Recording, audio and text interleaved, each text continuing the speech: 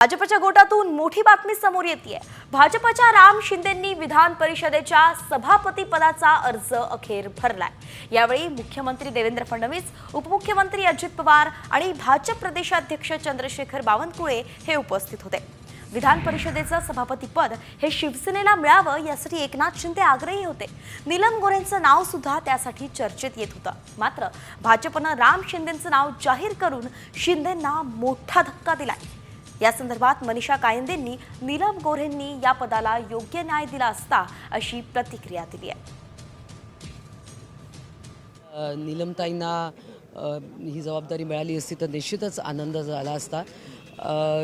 परंतु आता मला असं वाटतं की नीलमताई या अतिशय प्रगल्भ नेते आहेत आणि त्या सभागृह खूप चांगलं त्यांनी या पद्धतीने चालवत आहेत आणि उपसभापती तर ते आहेतच। त्याच्यामुळे मला असं वाटत नाही, परंतु प्रत्येकाला निश्चित वाटतं की आयुष्यात पुढे जावं, एक एक टप्पा पुढे जावं, तसं त्यांनाही वाटलं तर त्यात स्वाभाविक काही चूक नाही आहे।